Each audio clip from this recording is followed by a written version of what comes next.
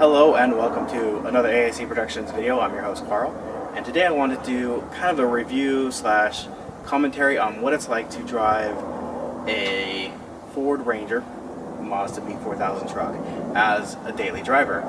There's a lot of people who do drive them as daily drivers. They're often used as work trucks and things like that. But I didn't know what it'd be like before I bought it, because I never owned one. So I thought I would kind of share my experiences with the truck. So I've owned the truck about a year now, but I didn't start driving it right away because it needed a few items of repair. I bought the truck obviously used. It's a 98. It's now 2017. I bought it at the end of 2016. And I apologize, we live close to a small airport and I just can't find a break in the planes. But anyways, I bought the truck for about $2,500, but the tires were completely bald and it needed brakes. It is salvage title. I did have it checked out by a mechanic and body shop, and the frame is straight. There's just a little bit of damage in the front where the radiator is, but all that's been replaced, been repaired. But it needed tires, it needed brakes. It didn't shift into four-wheel drive. The airbags had blown, so I needed to replace those. So even though it's a Mazda, the airbag on the steering wheel says Ford, because that's what I found that fit. I've had to replace the windshield, and I had to replace the fuel pump, and I had to replace the gaskets on the intake plenum. The only work I didn't do myself was the fuel pump. I did pay a shop to do that because they gave me a good price and they warrantied the work, and that requires taking the entire bed off to do, and I just didn't want to do that because it has a bed liner and the bed's heavy and all that jazz, so I let them do the work for me and warranty it, which was good because that pump actually failed and they had to replace it, and they did it for free for me, under warranty I should say. So like I said, I've been driving it since December.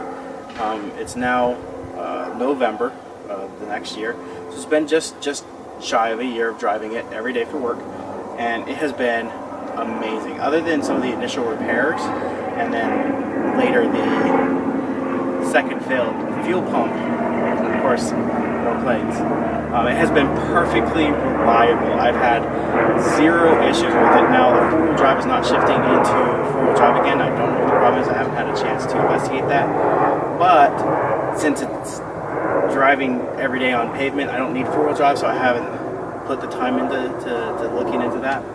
I've had no problems with anything on it. AC works great, the brakes work great, no problems with the engine. So yeah, it's just been a great truck.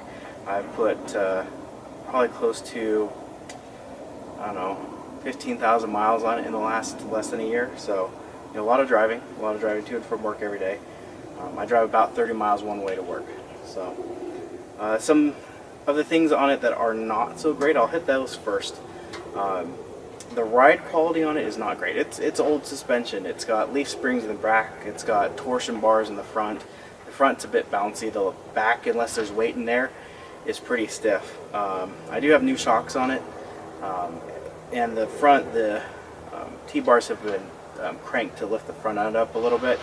I didn't do that. The previous owners did that, and it definitely makes a difference in the ride quality, and it's kind of bouncy in the front. Its fuel economy is terrible. If anything, that's probably my biggest complaint. If I'm driving super careful, driving like my grandma, going slow, no more than the speed limit anywhere I go, I can get 18 miles to the gallon. If I'm driving just normal rush hour, just not trying to be a speed demon, just trying to keep up with traffic and not let the gap between the car in front of me get too big, I'll get 16. And then if I'm really kind of hooning around and getting on the gas a little bit, that'll be 14 miles to the gallon. This is the 4-liter V6. It just, I put new spark plugs, new ignition coil on there, everything. It just is not very fuel efficient. Part of that's the tires, part of that's the four-wheel drive system, part of that's just the lack of aerodynamics that the vehicle has. This V6 is not known for good fuel economy. It doesn't have a lot of power. It only has, I think, 170 horsepower. It has 200 and something foot-pounds of torque, like 230, I think. So it's not super powerful, it's not super quick. It's geared more for towing and for torque than it is for miles to the gallon. So that's probably my biggest complaint, is just the lack of fuel economy.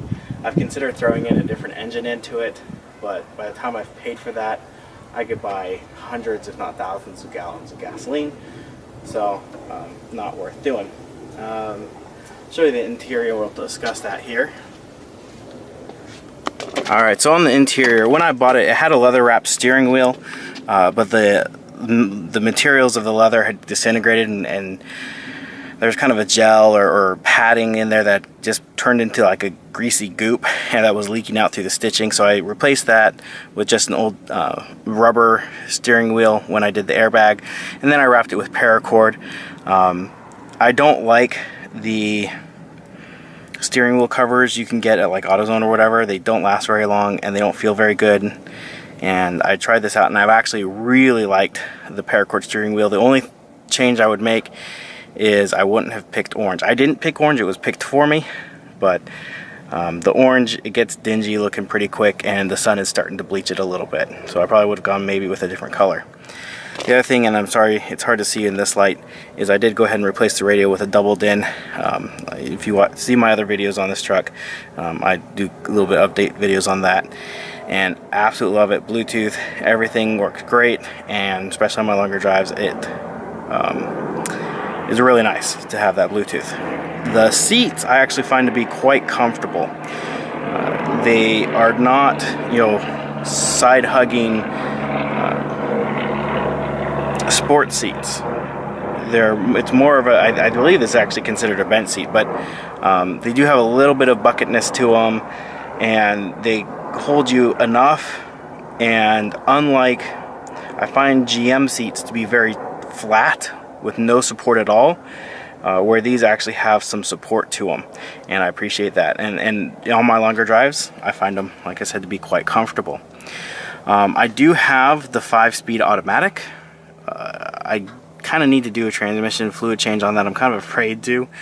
I need to drop the pan and replace the gasket as well in there. It's a known problem with these, is that gasket starts to go bad and then you get some minor transmission issues.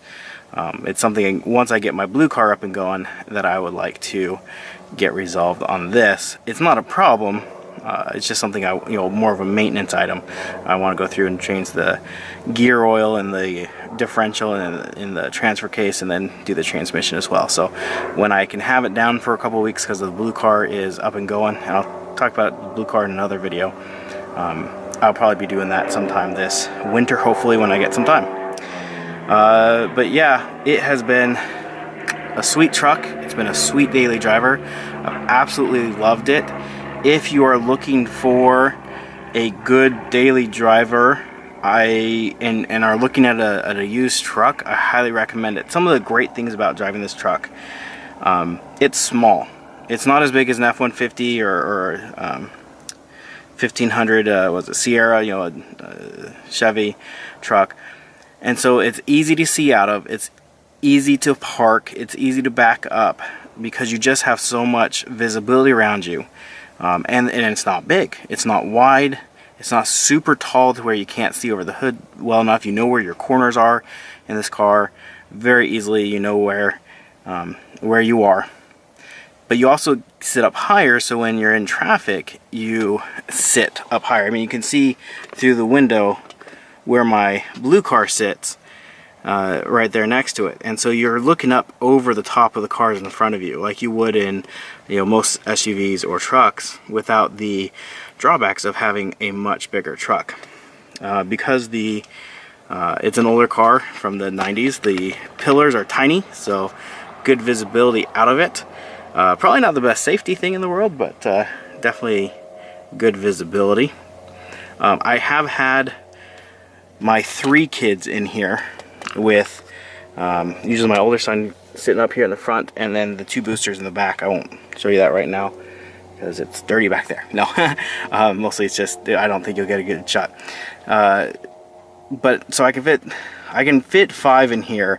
I've had my wife and my 3 older kids in this truck, at one time. It was not the most comfortable. This middle seat here, right here where the armrest is not a comfortable place to put anybody of any size. We did put my youngest there, and she just barely squeezed in. But yeah, it's loud on the highway and a lot of wind noise, but that's to be expected with any kind of truck or bigger vehicle. It is a little bouncy when you go over the bigger bumps, but it does, because the tires have such big sidewalls, it does absorb a lot of the bumps that you would normally feel more aggressively in a car with much smaller sidewalls and more aggressive suspension. So if I could do anything, I would improve its fuel economy significantly, and that's about it. That's the only thing I'd really change. Oh, I get the four-wheel drive working again, because I would like to take it off-road and camping some more, because that is fun. But that's something that will happen at a later date, when like I said, when I can get a chance to have it off the road for a few minutes. So if you have any questions about my Ford Ranger / Mazda B4000 truck, feel free to ask in the comment section down below. I have my affiliate links in the description of the video. I appreciate those because it helps me keep producing these videos. Thank you for watching, and I hope you have an amazing day.